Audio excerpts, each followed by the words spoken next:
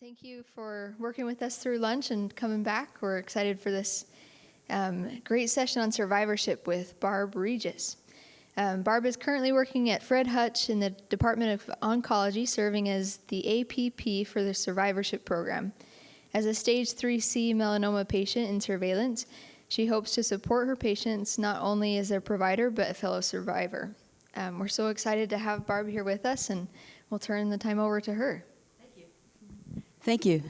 It's nice to meet everybody, and I'm excited to be here and just share stories and experiences together. As you can see, I work for Fred Hutch, and I too am a melanoma 3C cancer survivor and surveillance. So I feel like I have a little bit more of an understanding as a provider what it's like to be a cancer patient and the day-to-day, and that's why I decided to take the role at the survivorship program. Before that, I was in primary care for 26 years, working in Arizona. I owned my own practices and worked for a couple other companies throughout the years, and then ended up at Fred Hutch just 5 months ago, so I'm new to the program. Next slide. So today's topics, it's gonna be very varied, and we may kind of go off a different trail too, especially since we're a really small group. So I'm going to entertain the idea of, like, if there's questions along the way, just, talk to me. I'm a really informal person, so it's okay to say, whoa, Barb, where are you going with all this? But hopefully, at the end of the day, we'll all get something out of this, including myself. But understand survivorship, the challenges that affect all of us, diving into distress reactions, living the day-to-day, Operation Thrive, and what a survivorship consult visit looks like at the Hutch. Next slide. Now, this has been really interesting for me because I agree with this definition, but I'm going to tell you the scoops of what's going on in the medical community. And I hope I don't get in trouble, but I'm going to do it anyway. A cancer survivor is an individual who is considered to be, from the time of diagnosis through the balance of his or her life. It also includes family members, friends, caregivers, and also impacted and included in this definition. Now, I don't know about you all, but when you were diagnosed with cancer, how did you feel from the very beginning? Did you feel like you were a survivor? I'm going to beat this. I'm going to destroy this. I'm going to win. Well, in the medical community, I got news for you. They consider survivors, a lot of them, to be people that are through therapy, through surveillance, and not part of their communities anymore. And so this has been like a huge eye-opener for me as a survivor. So I'm actually working on trying to help the medical community, my fellow providers, oncologists, PAs, NPs, nurses say, hey, the moment I was diagnosed, I considered myself a survivor, and I bet you most of you in this room right now felt the exact same way. I bet. I could be wrong. There might be one of you that said, no, I'm not a survivor. I think you were, though. So I'm really working on changing that whole way of looking at things. Next slide. And as you see on here, I'm not going to go through every year, but the trend is so many more people are living through their cancer diagnosis. It's not like it was in the 50s, 60s, 70s, but now exponentially with the introduction of immunotherapy, genetic, therapies that are, for the individual, that are catered to the individual. It's a whole new ballgame. There's going to be more and more and more of us survivors. And it's amazing how it just goes up exponentially from 2020 to what's predicted in 2040. Next slide. So maybe you all can relate to this slide, but there may be some people here that can't relate to this slide. And what I think of this is that, some people are early in their journeys and they're really struggling. And, they're barely getting out of bed in the morning. But we're still surviving, and everybody's thriving at different levels. So people that are newly diagnosed, that are trying to figure things out, are thriving at this level. And then those of us that have been through therapy, that are still being watched very closely for recurrences, we're thriving at different levels, but we're all thriving. Next slide. Cancer survivors are all of us. we or the people we love may be affected by a cancer diagnosis. Survivorship is about living our best life physically, emotionally, during and beyond any cancer diagnosis. And that's really where I think we all need to kind of look at how we survive moving forward. Next slide. So this is overall survivorship of all cancer patients.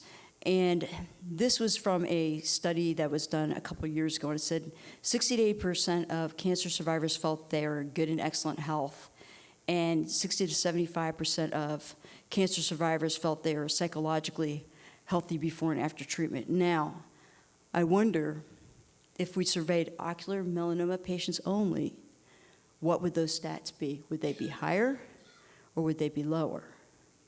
Something to think about, no answers.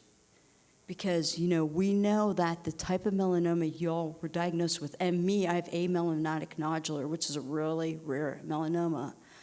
We're living the day-to-day. There's not a word cure for us yet. It's coming, but not quite yet. And when I was diagnosed, I had the Castle test. I was 2B, and I was given a 40% chance to live 5 years. I'm 5 years out. I'm alive. I had recurrence. I was diagnosed in 2018, recurrence in 2020. There's cures coming. But my point is that I think with ocular melanoma patients, many might think that they're not doing quite as well as these patients that hear the word cure. That's my thought, because I think that's how I kind of feel about things, knowing that there's not a concrete answer for me. Next slide. Those who appear to be functioning well may have needs that are not observable.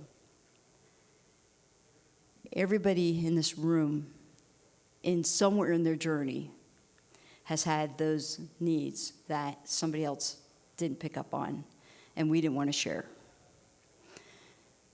Something to think about as survivors. And this slide really resonates with me. You look below the water and you see how massive that is. Next slide. So, of course, with cancer survivor challenges, and I'm not going to go through all this because you've had a lot of science in the last couple of days, and you're going to have some more science. It affects all these different areas and organs. So not only are you diagnosed with your primary, but it's like, okay, where is it going to go next? And those fears, And so let's go to the next slide.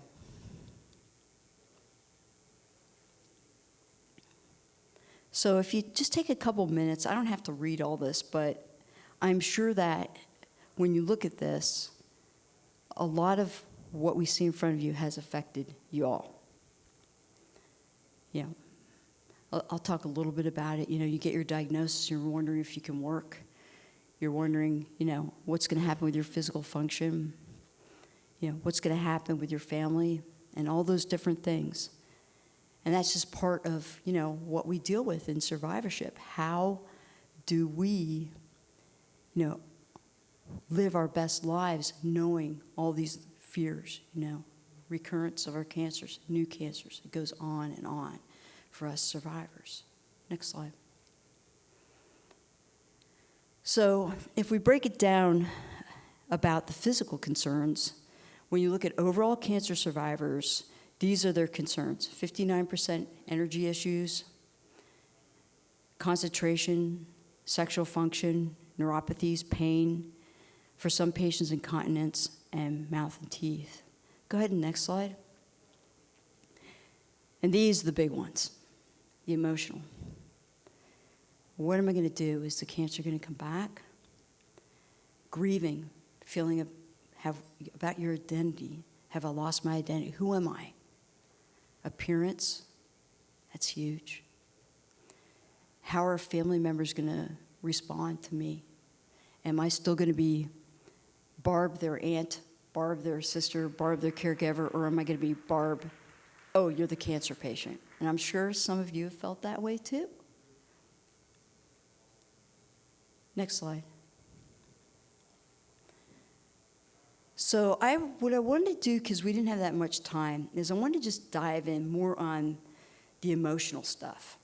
You get a lot of the physical stuff from your providers, but I can tell you as a PA and talking to physicians, we're not good at all about talking about the emotional stuff. We just want to have an answer, we want to write a script, and we would go, see you in 6 months. We want to be able to give you news and say, see you. But then you're here, I was here saying, but I have all these questions. I have all these thoughts.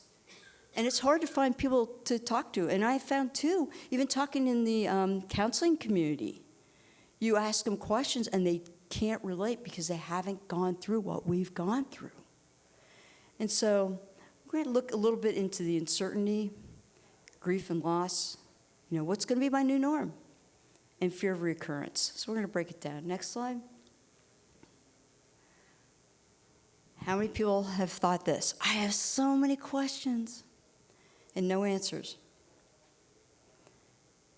And then just look at this, not knowing what the future is going to bring. Thoughts and feelings about how do I move on? How do I cope with this? How do I balance this? How do I heal myself? What's my family going to think? All of a sudden, I was a strong person. I'm the one who's taking the kids to all the basketball games. I'm taking them to, their band practice and stuff like that. And now I can't do it, right? How the family dynamic changes. That's a huge thing. And I know in my family, it, for the most part, brought us together. A lot of people couldn't quite understand my diagnosis, and as you know, with melanoma, not so much with ocular, but with us, with the skin, cutaneous. Oh, it's just skin cancer. It's no big deal. You're going to be fine. You look fine. How many people can relate to that? Yeah. And how do we cope with that? How do we tell them, yeah, I may look fine, but hey, I'm not fine. And sometimes, people would see my scars, and I wouldn't even tell them it was melanoma. I go, well, I beat the shark. Because my entire arm has scars on this side. I'm scarred, tons of stitches and stuff like that. So the uncertainty, it affects us all.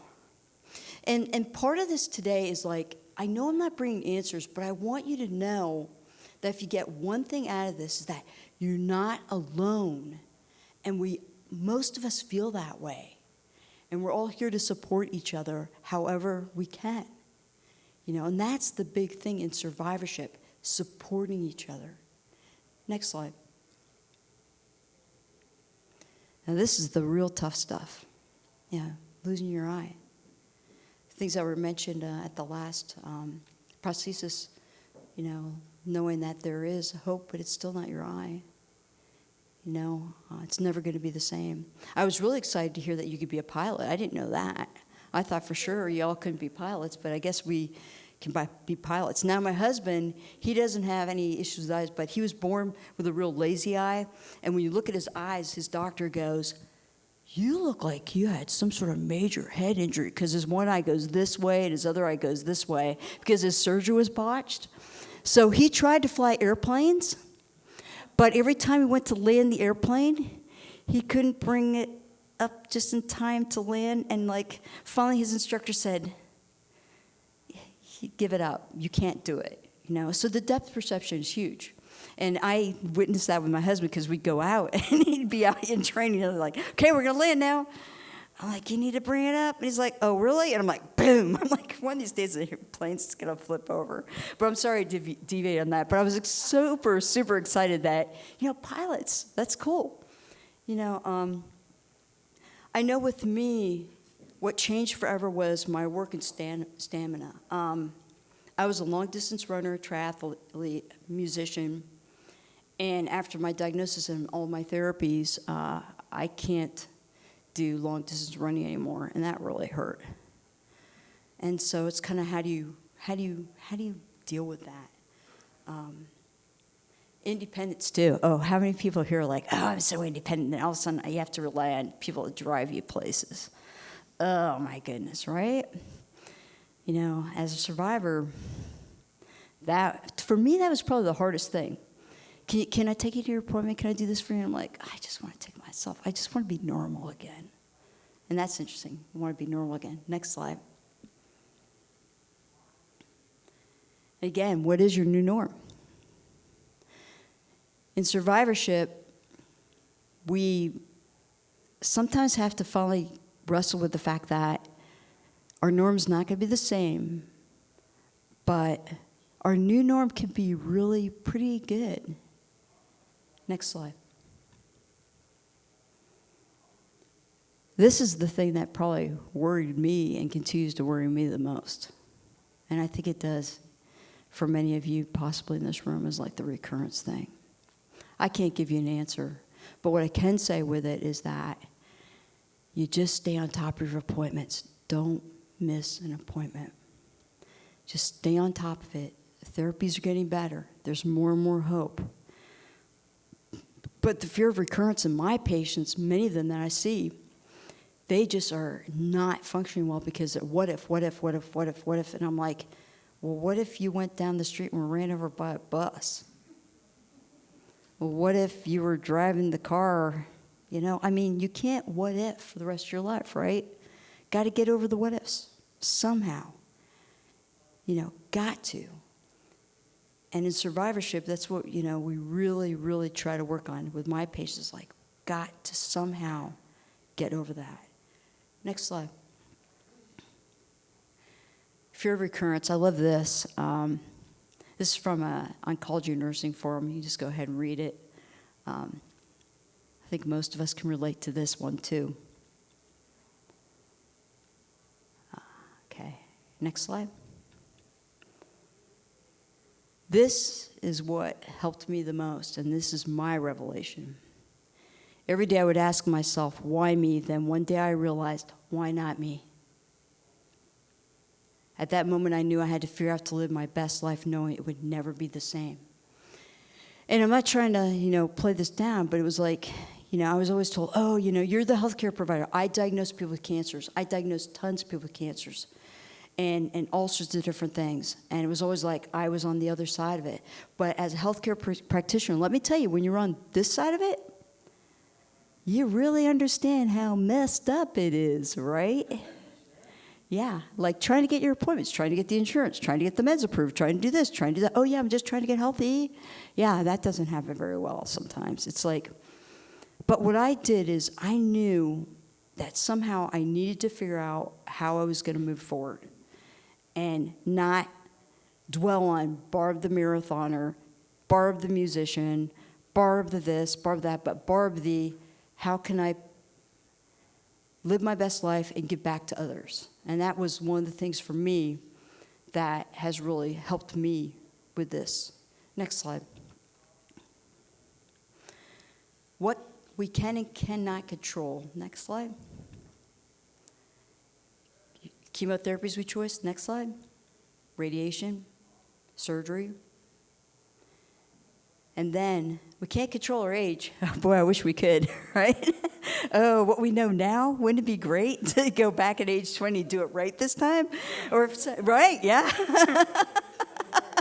Seriously. But then maybe some people have done it right all along. I don't know. Gender assigned at birth, your genetics, but you can control your social and your lifestyle. You know, you can control that. And so those are the things that I try to focus on, what I can control. Next slide. So you've heard this probably from your counselors and from your nutritionists and from your PTs and from all the people that are hopefully working with you through your journeys. But it's true. Nutrition, exercise, focusing on the positive. When I have a moment where I just feel really down, I stop really quickly and I say to myself, what are the 3 things you're grateful for? And I reset my mind. What are you grateful for?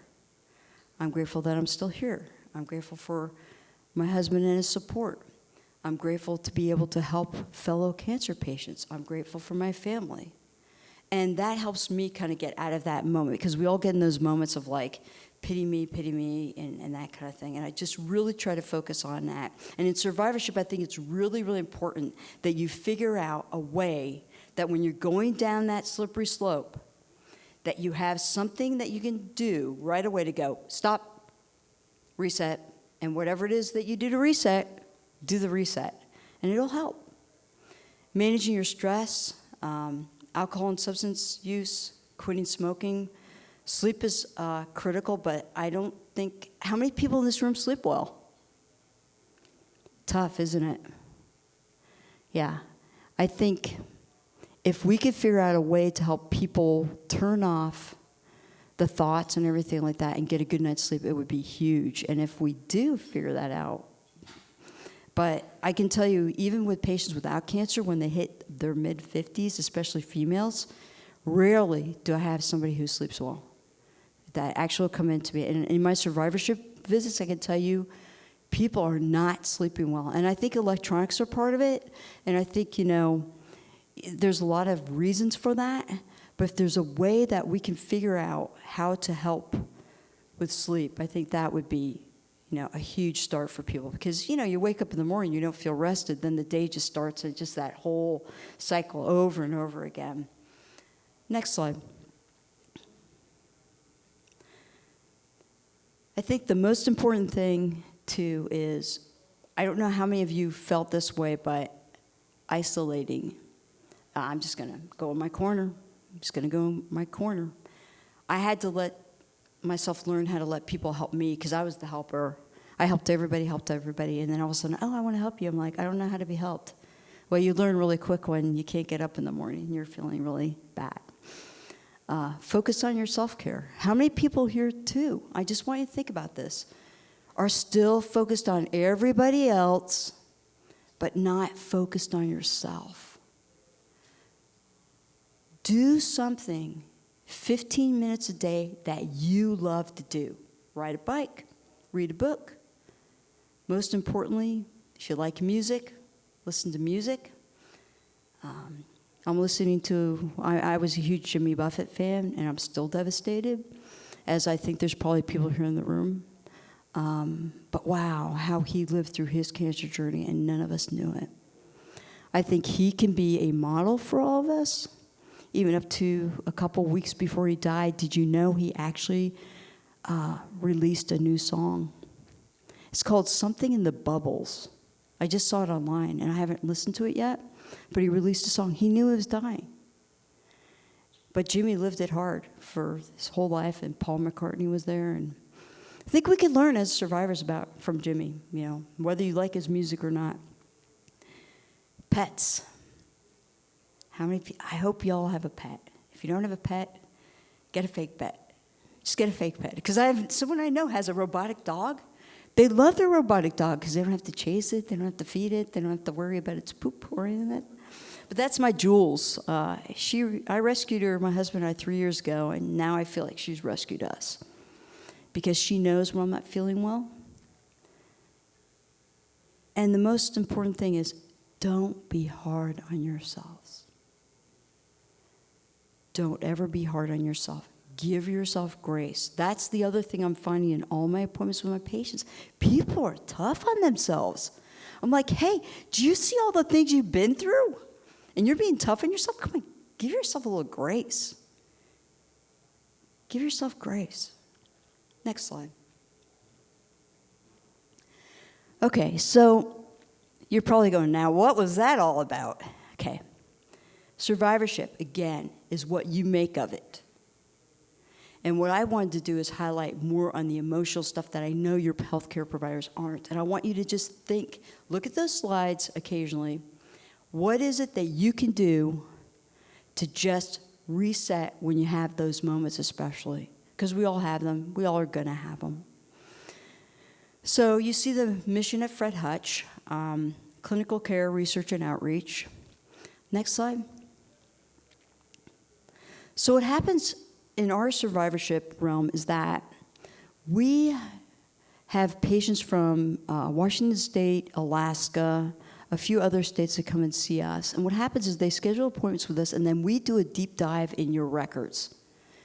And we get them, and my nurse puts together a treatment plan, a care plan, and also all of the information about your cancer diagnosis, timing, therapies, what you're up to, who have you seen, what you've been doing, and it gives me a really good idea of kind of where you're at before I even see you. So when I see my patients, I feel like, wow, I already know them pretty well. And what we do is we talk about what you want to talk about. Now, the other goal is that what we do is we look at your age, we look at where you are in your cancer diagnosis, we look at where you are in your treatment protocols, and we make sure that a lot of the survivorship pieces are still in place. For example, it's really important with, any sort of, therapies. You got to keep up with dental health. So are you getting dental appointments every 6 months? Are you seeing your ophthalmologist? Are you seeing, well, we know you guys are, but a lot of people with breast cancer and other cancers aren't. We talk about other preventative things like, hey, just because you have this cancer, we still need to be looking for breast cancer, prostate cancer, colon cancer, and all these other cancers. So what we do is we look at everything. We find out from you when you've had all of your appointments. And then what we do is we draft a really good table, spreadsheet, that shows who you had the appointments with, when you had the appointments, what you're due for next, who you're supposed to go to for those appointments.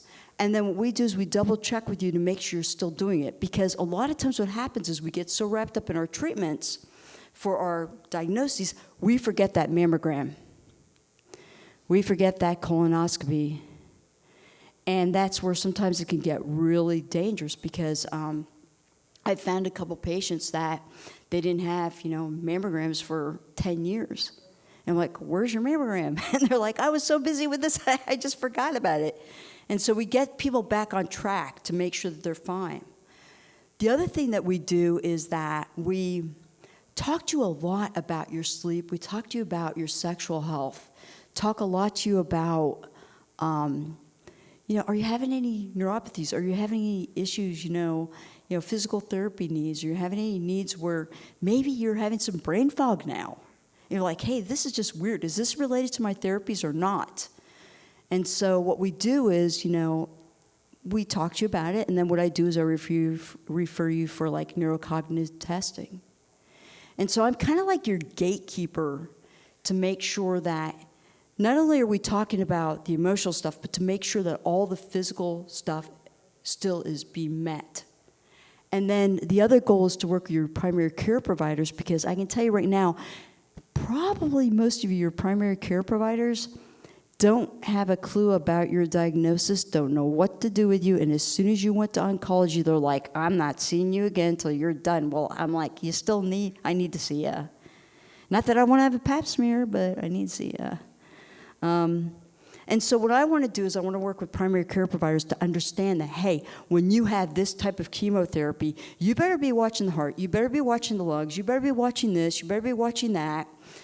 If you've had radiation, depending on where the radiation has gone to, we're really concerned about, the effects of the radiation. And it goes on and on and on. Now, the hard part is like people like myself. I did a combination of immunotherapies the second time around, Ipi/Niv. We don't know the long-term effects. But I can tell you for me, dry mouth, my adrenals are blown. I have to take steroids every day. If I don't take steroids, I don't make it. It's that simple. I've been tested, and they're like, they're not coming back. And so that's the hard part for us clinicians, like with all these new therapies, we just don't know long term.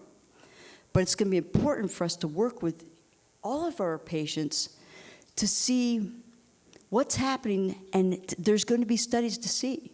So they're learning with the immunotherapies a lot about what's going on. But with some of these newer therapies, we don't know yet. And most doctors, boy, I'll tell you one thing, they don't like to ever say to you, I don't know. That's not in the language. I don't know. And so they're going to dodge it. And so I'm really upfront with my patients. I go, I can tell you from my personal experience, we don't know. So when you're having symptoms, your oncologist better hear about it really quick, or your PCP, and we need to jump on it. So that's kind of like what we do in survivorship at the Hutch. Some other facilities like Dana-Farber and also Sloan Kettering, they have dedicated survivorship clinics that are kind of like glorified primary care clinics. And so they have your physical therapy as part of the survivorship program. They have your occupational therapy. They have the counseling. They have the psychiatrist, everybody involved. And then they do all the testing, like for bone density, they do the mammogram orders, and they do all those kinds of things. So instead of relying on the PCP, actually the cancer patients will go to them. So that's another model of survivorship care. And so mine is where I have all these things in place within the UW Fred Hutch system, but I have to kind of like cater to like, okay, you need to see, William something for this, and you need to see this person for this, and I make sure the referrals happen and people are being seen. I make sure that I steer people through all that. And so that's kind of the other model of survivorship. I want to thank you for your time today. Just want to know that I believe in you all, and I hope that you all can live your best lives. And I know it's hard, but always remember that we're rooting for you. And I'm here if you ever have any questions. Melody's got my contact information. Next slide. Oops. Has my and this is some of the feedback we got. Please don't hesitate to reach out. If I don't know the answer, I can find the answer through our system and say, hey, talk to someone in your system about this. But we really, want to make a difference. And my hope is that you all do live your best lives. But I do respect the fact that it's not easy. Thanks. Thank you so much. Is it okay if we keep you up here for a couple of questions? Sure. If, Can I plug my books a second? yeah. I forgot. Couple things. There's a couple books out here. This is a good one. It's called The Lemonade Stand, and I wrote a chapter in this book, and it's about my cancer journey. This was written a couple years ago, but my pride and joy is this book, and it's called Surviving the Business of Healthcare Knowledge is Power. And basically what it is, it's like a cottage book. So if you open up a page, it's a different subject. And so it kind of intertwines my cancer journey with like experiences and things that happened with my patients and how we corrected it, how to save money in healthcare, how to understand how insurances work. And so it's kind of like a little bit of a book that actually can give you some resources as to how to navigate the healthcare system a little bit better. And honestly, I've got enough copies here that I'll just give them to you. I think I got enough for those that braved the survivorship one and didn't go the other one. Yeah, had heavy hitters in the other room. I saw the lineup and go, okay, so I'm really glad you're here. But I do think I have enough books. If not, I'll get your name and address and I'll send you a book. But this is something that I wrote. I'm proud about it. It tells about growing up a doctor's kid. I'm the fourth generation healthcare provider in my family, and it's some crazy stories in here. Violate HIPAA to the point of no return. Because back then, there was no HIPAA, and they came to the house. And the stuff that happened in my house is pretty crazy. So I talk about a couple of this, because otherwise, Surviving the Business, Healthcare Knowledge is Power. What a boring title. If I can figure out a better title, maybe I'll sell more books or something like, oh, this got to be boring. Anyway, I'm sorry. All right. Thank you. Okay, I know maybe I'll start with the question from online, and then we'll jump around. So if you have questions, think about them. It's a small enough room, we can say it out loud, or we can write it. But we just had a question online. You mentioned mentioned other clinics around the states. Someone was asking if they're not close to one of these clinics, what kind of resources are available? Could they go to Fred Hutch and find resources about survivorship? There's a lot of online resources, and I can get those to Melody to be, we can go ahead and post those, depending on what part of the country you're in. And it depends on where you're getting your care, too. if I knew where, I might be able to help a little bit more with You that. said New York. I just got back from upstate. Are you in upstate? It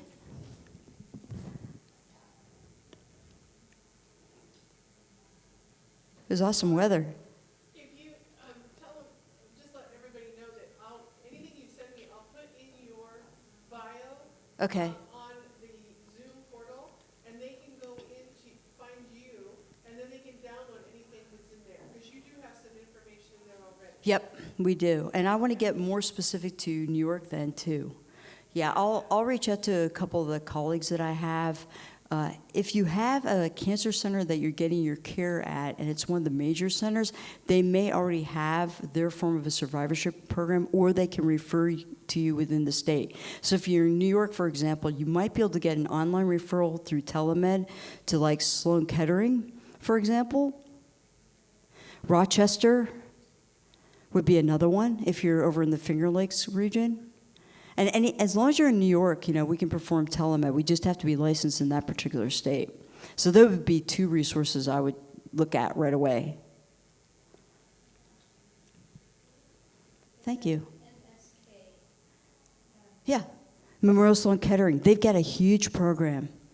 Fantastic program. So ask your provider. And see, this is the other thing I'm finding. We have this program, but nobody refers to us. Because it's seriously, probably 60% of my referrals are self-referrals, and that's why I'm trying to get the word out. So when you go in to see your provider at MSK, ask them kindly to refer you to their survivorship program. Their program is over the top, fantastic. In my dreams, we'd model after that one. I don't know if it's going to happen. It is. MSK is great. If they don't have one, can they do the telemed with you, or do they have to live in a specific state? Yeah, it's specific states, but if there's a program, in their state, they should be able to do telemed. And it's changing, we're hoping to get more of interstate licensure, but for example, my license in Washington is like $400, and my license in Arizona is about $600. And so I have a California license, but I can't use that here or my Arizona right now. And so it's really expensive. So, the states need to make their money, and that's a good way. You license all of us and charge us a few $100s. So, sorry about that. I wish we could. I'd see you tomorrow. You said Arizona. Do you know the programs that somebody in Arizona has? Yeah, I had all my care in Arizona at Ironwood. Dr. Kalmadi, he saved my life. Mayo Clinic in Arizona. And I know Ironwood is becoming a big player. They've got like about 14 different offices now in Arizona, all through Arizona. And I know they're having some survivorship, actually breakfast on October 14th. So that might be a great thing if you're in Arizona. Go on back there and check them out. Yeah, Ironwood's great too. Mm-hmm. So the name of the group? Oh, MD Anderson, sorry. MD Anderson has a big play in Arizona now. Yeah, so, and they're in Gilbert, Arizona, and I think they're in a couple other locations, so between the three. Do you know if Honored Health has one? I'm not sure. They might. Sorry about that. Yeah. In the hospitals, it would be called survivorship Survivorship clinic, yeah. clinic. Yeah. Okay. Or program. And how many patients do you see a week? Well, this is what's interesting. I came from primary care, so y'all can imagine that. And I own my own offices, so my patients, we spend a lot of time with my patients. So I would see maybe 16 patients a day. Some primary care see 30. I spend an hour with each patient, and my prep work, my RN spends at least 3 to 4 hours doing the initial prep work for me, and then I spend like another 4 hours doing dives and prepping everything. So pretty much I have all the questions in order. And usually what patients are handed at the end, they're sent an email. It's like a 16-page summary. It's really long and detailed. Yeah. And is church pays for it? Yeah. Mm-hmm. Yep. And when you see them once, or they come back every week? Or So this is the other thing. The history of the survivorship program was one and done. And I'm like, what? So here's your treatment care plan. See you in 10 years. And so I'm really mixing it up. And I'm seeing patients that really have a lot of emotional needs right now. that because I'm a fellow cancer patient, they're actually getting something, I think. And so I'm seeing them in 3 months or 6 months or a year. Because if I'm going to recommend you get a mammogram done, or I'm going to recommend that you go and see your dentist and stuff, I want to make sure you're doing it. Like, it's easy to say, go do it. And you know, too, in primary care, a lot of times that's what happens. Go do it.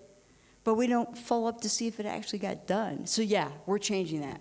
Now in these big programs like Sloan Kettering and Dana-Farber in Boston, Harvard, you just go back into the clinics, because they get all the test results and everything like that. So I have to just kind of do more gatekeeping.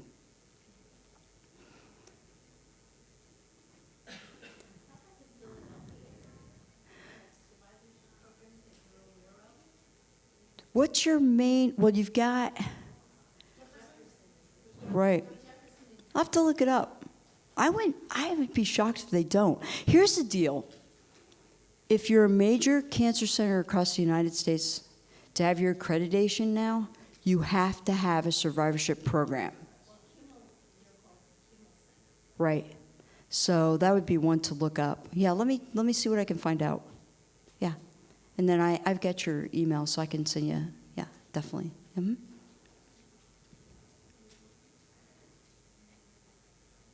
People with ocular melanoma,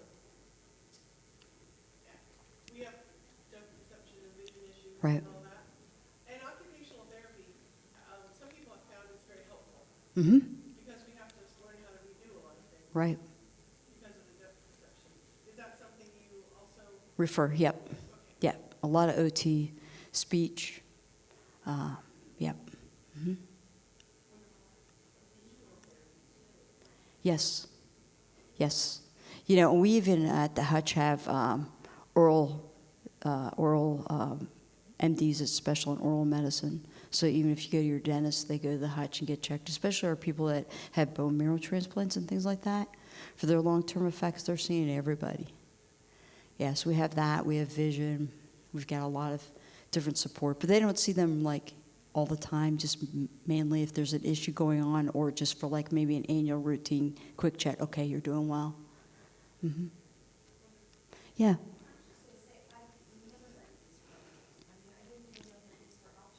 I had neither. Mm-hmm. Yeah, I had neither. And, I'm a healthcare provider, and what intrigued me to the job, well, it was funny. I really wanted to work at the Hutch. And so I saw this ad, and I knew one of the hiring people, and I was like, survivorship, what the heck is that?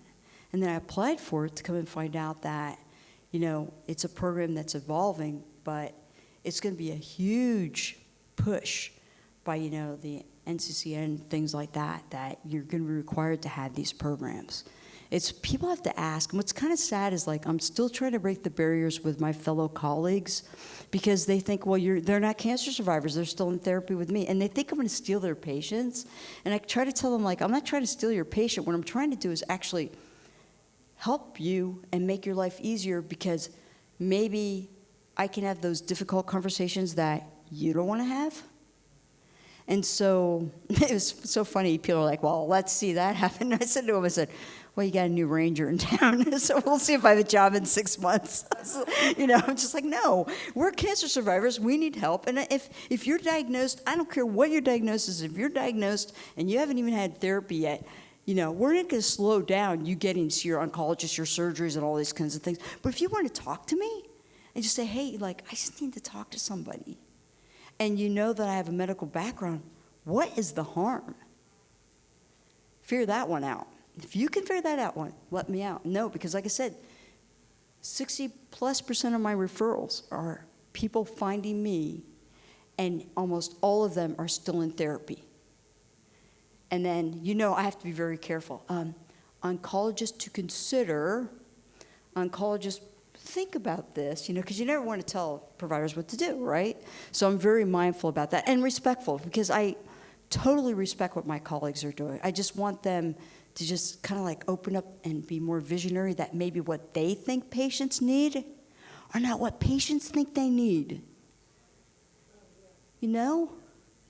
That's the thing that just really rips me. It's like, if your patient thinks they need this, then why not? But like I said, I love, my colleagues are brilliant, and I know they don't have time. I know they're overworked. I get it. So utilize this, because I want to build a big program. I want to have 8 of me. I want us to be so busy, helping them, supporting them to make their life easier, actually. And also so you have one more resource. You can't have enough resources in this deal. You know, the worst thing is, oh, I have my oncologist, I have my surgeon. Oh, that's all I have. Well, that's pretty lonely. Good luck. How many people send messages to your oncologist and your surgeon you don't hear for 2 weeks? No, that never happens. Sorry, but it's the truth. So were you doing this before you were diagnosed, or No. you were just a PA, you were a PA in Arizona and then moved here to do this? No. In 1992, I almost moved to Seattle, but my parents announced they're going to come to Arizona being snowbirds. So we had both sets of parents. So the daughter that I was like, I need to see my parents through. So I went to PA school, opened up 2 medical practices in Arizona, divorced my business partner, and then worked briefly for One Medical and then for Premise Health, running primary care centers across the country and also seeing patients. Moved to Seattle, continued in that role for Premise, traveling all over the country, working on building practices for companies and things like that. And I just was like, I need to do more, and I need to help my fellow cancer patients. So one thing led to another. I started snooping at the Hutch, and I was thinking maybe I'd actually be a PA for melanoma patients, and I would have been totally cool with that. But I saw the survivorship thing, and I'm like, well, I might as well apply and just see what it's all about. And so that's what I did. I just applied and said, they needed someone who built programs, and that's my specialty. Is like I built my offices. I built a lot of programs through the years. So I like to take a challenge and see what we can do with it and do things in a mindful way. So I was very fortunate to be able to do that. Sorry to be so lengthy. Sorry. Yeah. Well, we'll see. I'm lucky to have them too. But it is hard as a cancer patient. Sometimes it is draining. So like after 4 1-hour appointments in a row, like I need to go take a walk. Like I need to just relax, because I want people to be able to say anything they want to me and feel free. And so hopefully I can help them. Help you all. Yes, sir. So are these programs available to people who've had a diagnosis but not yet had treatment? Absolutely. Yep. And if someone says you can't go to the program, say, will you please look at the definition of what a cancer survivor is? Yeah. And that was the thing that I was kind of shocked about when I first started the position, is that I was getting pushback that I was seeing people in their treatments or just diagnosed. I go, well, if the patient wants to see me, I'm not going to say no. And they're like, yeah, you're right. That's fine. And so we're just rethinking the whole thing. So yeah, from moment to diagnosis all the way through. So I'm seeing people at moments of diagnosis, people in therapy, people in palliative right now, people making some different decisions, people that are failing therapies that want to go a different direction. Then I have other patients that are totally done, that, like, let's say had Hodgkin's lymphoma, like, let's say 10 years ago. And they're doing really well cured. But with Hodgkin's and with lymphomas, you got to be really, really careful to watch heart, lungs, bone. And so a lot of these people get cardiac problems. And so we're anxious to see them, because as a primary care provider, I would see these patients after diagnosis, but honestly, I didn't know what to do with them. And now that I know in hindsight, oh, that's why so-and-so's heart had heart issues he was 48, because he was one of my Hodgkin's lymphoma patients, in his early 30s. So it's just educating and things like that. Yep. Thanks, everybody. I appreciate your time. Thank you. That was such a wonderful and informative session. We have a couple minutes.